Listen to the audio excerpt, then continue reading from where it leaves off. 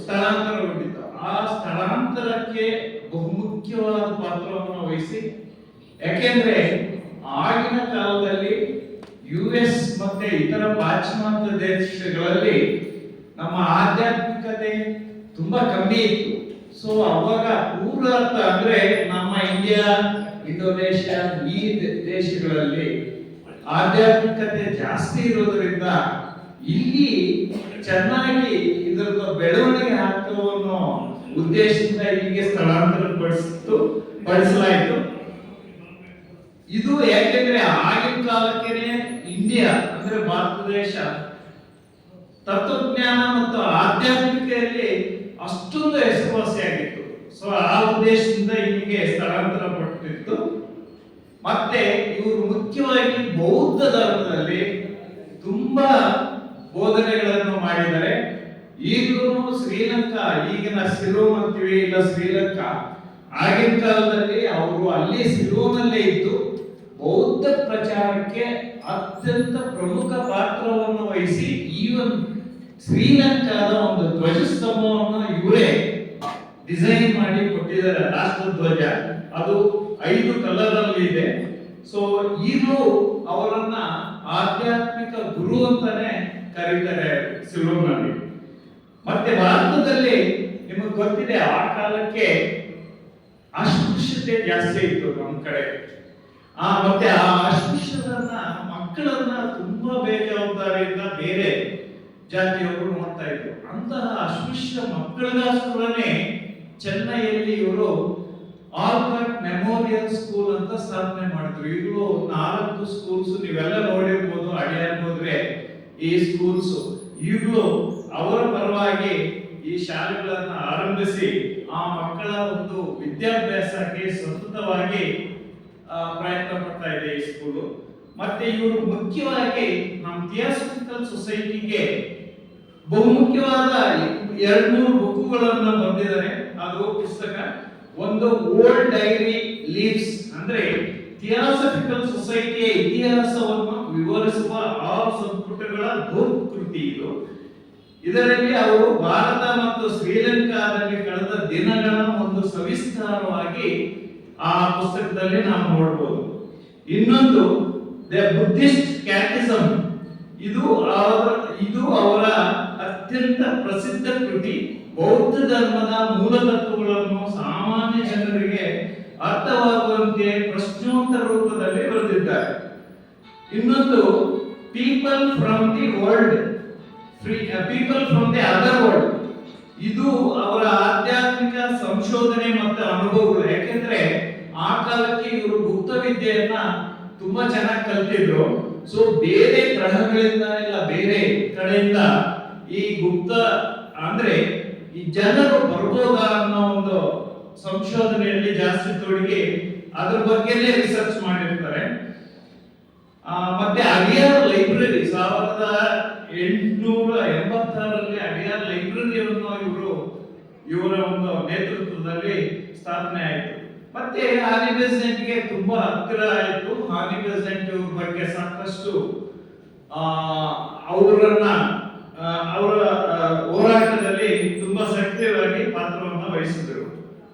ಮತ್ತೆ ಮುಂದಿನ ಮಹಾತ್ಮರು ಅಂದ್ರೆ C.W. ಲೆಡ್ಬೀಟರ್. ನಿಮ್ಗೆ C.W. ಲೆಡ್ಬೀಟರ್ ನಾವು ಎಲ್ಲ ಅಧ್ಯಕ್ಷರನ್ನು ನೋಡ್ತೀವಿ, ಆದ್ರೆ ಇವರು ಒಬ್ಬ ಬ್ರಿಟಿಷ್ ಸುಪ್ರಸಿದ್ಧ ಲೇಖಕರು. ಮತ್ತೆ ಅತೀಂದ್ರಿಯ ಶಕ್ತಿಗಳನ್ನ ಪಡೆದು ಅದರ ದಾರ್ಶನಿಕರು ಆಗಿರ್ತಾರೆ. ಮತ್ತೆ ಈಗ ಸುಮಾರು ಆ ಅತೀಂದ್ರಿಯ ಶಕ್ತಿಗಳ ಬಗ್ಗೆ ಸಾಕಷ್ಟು ಬುಕ್ಗಳನ್ನು ಬರೆದಿದ್ದಾರೆ. ಇವರ ಜನ್ಮ ಫೆಬ್ರವರಿ 17, 1047. ಅದರಿಂದಾನೇ ಇವರನ್ನ ಇವತ್ತು ನಾವು ನೆನೆಸ್ಕೊಳ್ತಾ ಇದ್ದೀವಿ. ವೃತ್ತಿ ಜೀವನದಲ್ಲಿ ಇವರು ಚರ್ಚ್ನಲ್ಲಿ ಒಬ್ಬ ಸಾಮಾನ್ಯ ಪಾತ್ರೆಯಾಗಿ, ಅನಂತರ ಸಾಕಷ್ಟು ಹೆಸರುವಾಸಿಯಾಗಿ ಆಧ್ಯಾತ್ಮದ ಕಡೆಗೆ ಅನೇಕ ಮತ್ತೆ ಅತೀಂದ್ರಿಯ ಶಕ್ತಿಗಳ ಬಗ್ಗೆ ಇವರು ಆಕರ್ಷಿತರಾಗಿ ನಮ್ಮ ಸೊಸೈಟಿ, ಥಿಯಾಸಫಿಕಲ್ ಸೊಸೈಟಿಯನ್ನ ಸೇರ್ತಾರೆ. ಇವರ ಪ್ರಸಿದ್ಧವಾದ ಕೊಡುಗೆಗಳು ಏನು ಅಂದ್ರೆ ಇವರು ಜಿಡ್ಡು ಕೃಷ್ಣಮೂರ್ತಿಯನ್ನ ಅನ್ವೇಷಣೆ ಮಾಡೋದು.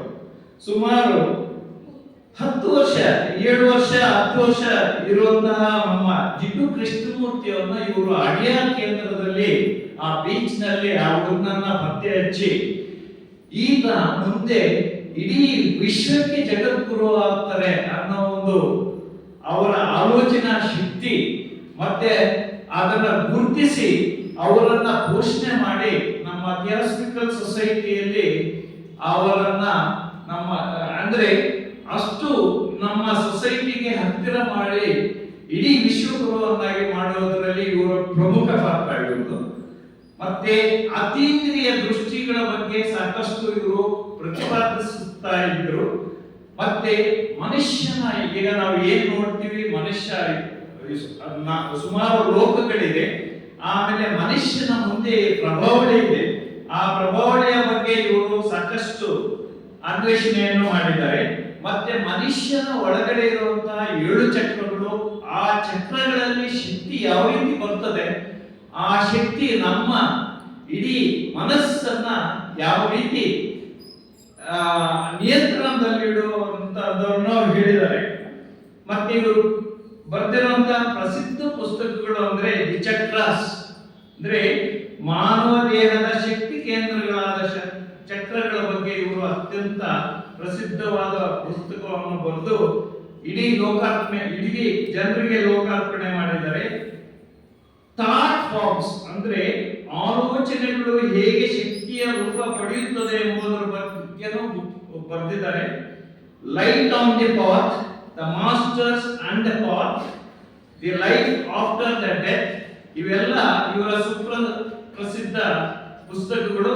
Invisible helpers, the man visible and invisible, ಮತ್ತೆ the book of theosophical society, ಇದು ಇವರ ಪ್ರಸಿದ್ಧ ಪುಸ್ತಕಗಳು.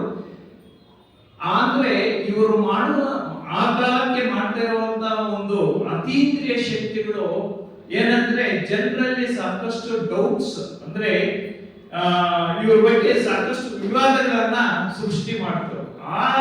ಆ ಟೈಮಲ್ಲಿ ಸ್ವಲ್ಪ ದಿವಸನೂ ಇವರು ಥಿಯಾಸಫಿಕಲ್ ಸೊಸೈಟಿಯಿಂದ ದೂರ ಇದ್ದು ಮತ್ತೆ ನಮ್ಮ ಸೊಸೈಟಿಗೆ ಸೇರ್ತಾರೆ.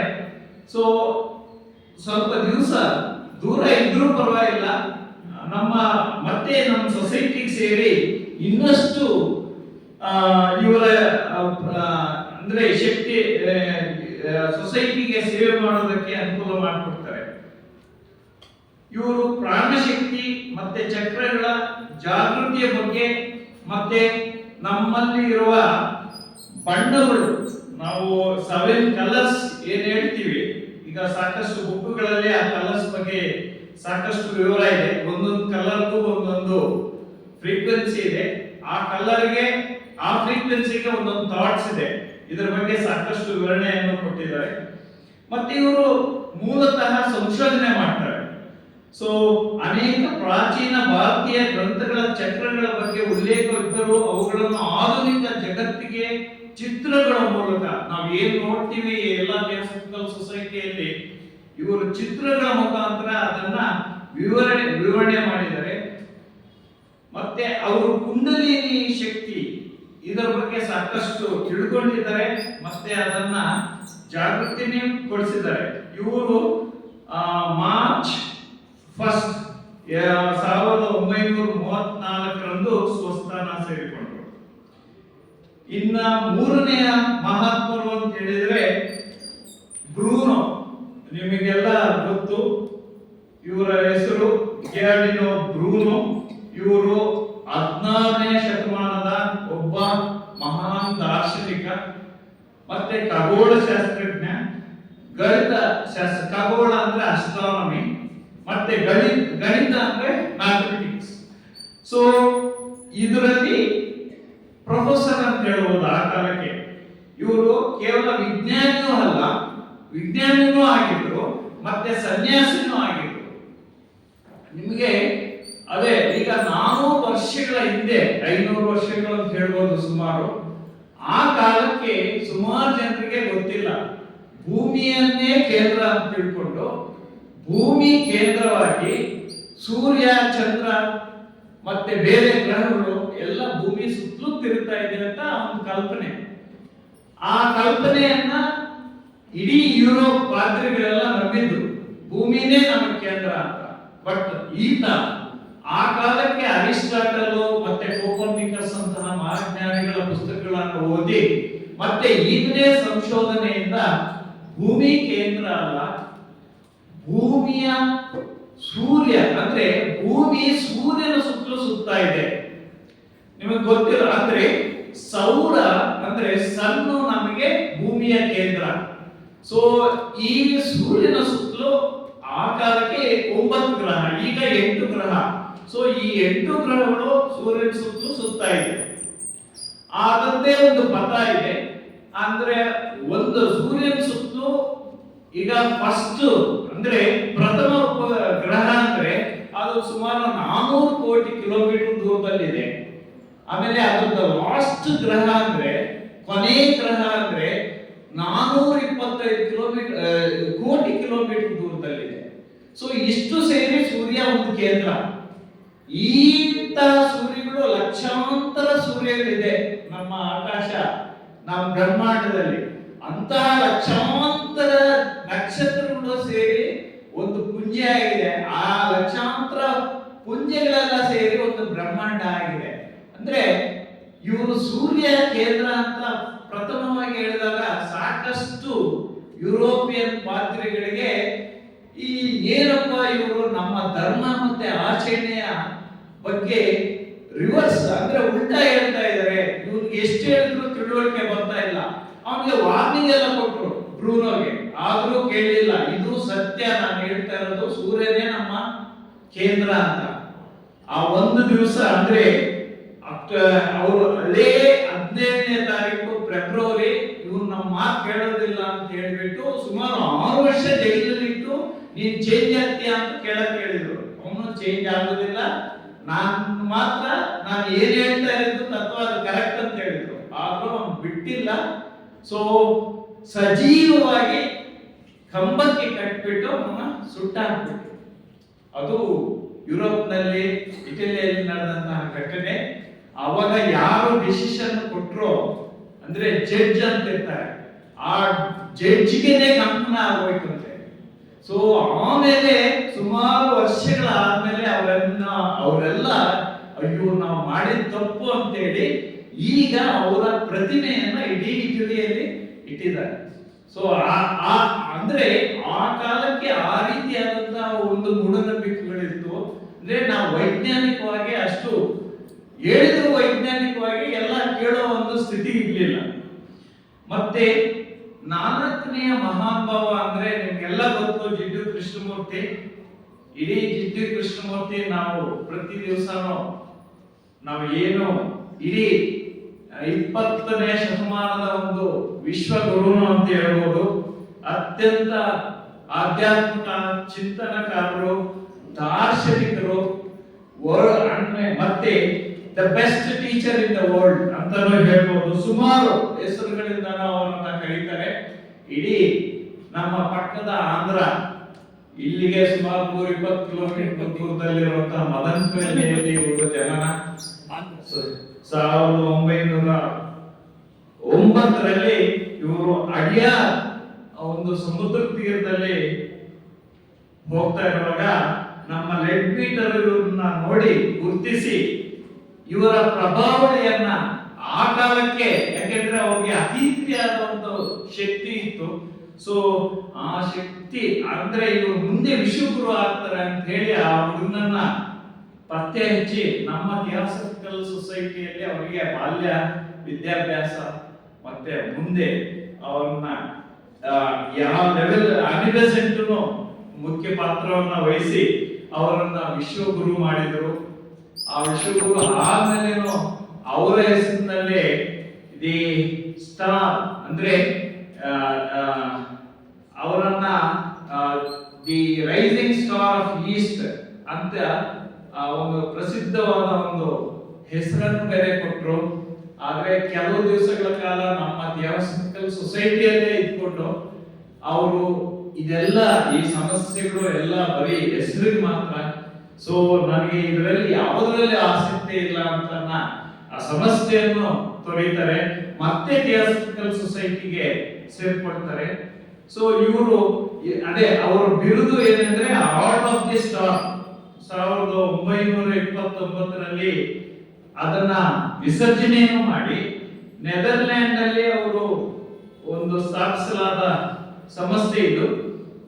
ಅನಂತರ US ಈಗಿನ ಕ್ಯಾಲಿಫೋರ್ನಿಯಾ ಓಹೋಮಾ ಎಂಬ ಜಾಗದಲ್ಲಿ ಇವರದೇ ಒಂದು ಮೆಡಿಟೇಷನ್ ಮತ್ತೆ ಋಷಿ ವ್ಯಾಲಿ ಸ್ಕೂಲ್ಸ್ ಎಲ್ಲ ಇದೆ. ಇವರು ಮುಖ್ಯ ಬೋಧನೆಗಳು ಹೇಳಬೇಕು ಅಂದ್ರೆ ಇವರು ಯಾವುದೇ ಧರ್ಮಕ್ಕೆ ಕಟ್ಟು ಬೀಳಲ್ಲ, ಮತ್ತೆ ಮಾನವನ ಅಂದ್ರೆ ಒಳ ಮನಸ್ಸಿನ ಬಗ್ಗೆ ಆಳವಾಗಿ ಎಲ್ಲಾ ಸ್ಪೀಚ್ಗಳಲ್ಲಿ ಅವರು ಮಾತಾಡ್ತಾರೆ. ಸ್ವಯಂ ತಿಳುವಳಿಕೆ ಇರಬೇಕು ಮಾನವನಲ್ಲಿ, ಅಂದ್ರೆ ನಾನು ಯಾರು ಅನ್ನೋದನ್ನ ಅವರೇ ಅರ್ಥಕೋಬೇಕು, ಬೇರೆ ಯಾರಿಂದನೂ ಅವ್ರು ತಿಳ್ಕೊಳ್ಳೋ ಒಂದು ಇದೆ ಅವಶ್ಯಕತೆ ಇಲ್ಲ. ಮನಸ್ಸನ್ನ ಯಾವಾಗಲೂ ಮುಕ್ತಿಯಾಗಿ ಇಟ್ಕೋಬೇಕು. ಏನು ಭಯ, ಆತಂಕ, ಇಲ್ಲ ಅಂದ್ರೆ ಕೋಪ, ಇಲ್ಲ ಪೂರ್ವಾಗ್ರಹ ನೆನಪುಗಳು ಅವೇನಾದ್ರೂ ಇದ್ರೆ ನಾವು ಸ್ವತಂತ್ರವಾಗಿ ಏನು ಮಾಡೋದಕ್ಕಿಲ್ಲ, ಮಾಡಕ್ಕೂ ಆಗುವುದಿಲ್ಲ. ಅದರಿಂದ ಪ್ರೀತಿ ಮತ್ತೆ ಶಾಂತಿಯನ್ನ ಉತ್ಪಾದನೆನೂ ಆಗುವುದಿಲ್ಲ ಅನ್ನೋ ಇದು ಹೇಳಿಕೊಟ್ರು. ಮತ್ತೆ ಮಾನಸಿಕ ಕ್ರಾಂತಿ, ಮನುಷ್ಯನಿಗೆ ದುಃಖ ಮತ್ತು ಸಂಘರ್ಷಗಳಿಂದ ಆ ಮನಸ್ಸಿನ ಸ್ಥಿತಿನೇ ಚೇಂಜ್ ಆಗ್ತದೆ ಮನಸ್ಸು, ಮತ್ತೆ ಅದು ಆತನಲ್ಲಿ ಆಂತರಿಕ ಬದಲಾವಣೆಯನ್ನು ತರ್ತದೆ. ಸೊ ಆ ಕ್ರಾಂತಿಯನ್ನ ಉತ್ಪತ್ತಿ ಆಗ್ತದೆ ಅನ್ನೋ ಒಂದು ಬೋಧನೆಯನ್ನು ಬೋಧಿಸಿದ್ರು. ಸೊ ಇವರು ಶಿಕ್ಷಣದ ಬಗ್ಗೆ ಸಾಕಷ್ಟು ಅಂದ್ರೆ ಪ್ರಾಮುಖ್ಯತೆಯನ್ನು ಕೊಡ್ತಾರೆ. ಅಂದ್ರೆ ಭಯದ ಶಿಕ್ಷಣ ಬೇಡ, ಈಗಿರುವ ಒಂದು ಶಿಕ್ಷಣ ಬೇಕಾಗಿಲ್ಲ. ಈಗೇನು ಬರೀ ಪ್ರೆಷರ್, ಇಷ್ಟು ಮಾರ್ಕ್ಸ್ ಕೊಡ್ಬೇಕು, ಇಷ್ಟಿದು, ಆ ರೀತಿಯಾದಂತ ಒಂದು ಶಿಕ್ಷಣ ಬೇಡ. ಕೇವಲ ಅವರು ಶಿಕ್ಷಣ ಹೆಂಗಿರ್ಬೇಕು, ಆ ಭಯ ಇಲ್ಲದೆ ಇರುವಂತ ವಾತಾವರಣ, ಒತ್ತಡ ಇಲ್ಲದೆ ಇರುವಂತ ವಾತಾವರಣ, ಅವ್ರಿಗೆ ಏನು ಬರ್ತದೆ ಆ ರೀತಿ ಕಲಿಯೋ ಒಂದು ಕ್ರಿಯೆ, ಅಂದ್ರೆ ಆ ಬುದ್ಧಿ ಬಂದು ಅವನ ಆ ರೀತಿಯಾಗಿ ಕಲಿಬೇಕು ಅನ್ನೋ ಒಂದು ಹೇಳ್ತಾರೆ. ಮತ್ತೆ ಇವರು ಬರ್ದಿರುವಂತಹ ಪ್ರಸಿದ್ಧ ಬುಕ್ಕುಗಳು ಅಂದ್ರೆ ಪುಸ್ತಕ at the feet of the master, ನಿಮ್ಗೆಲ್ಲ ಗೊತ್ತು. ಇದು ಪರಮಾಚರಣ ಸನ್ನಿಧಿ. ಇದು ಅವರ ಕೇವಲ 14 ವರ್ಷ, ನೋಡಿ ಜಸ್ಟ್ 14 ವರ್ಷ ಇದ್ದಾಗ ಈ ಪುಸ್ತಕವನ್ನು ಬರೆದಿದ್ದಾರೆ.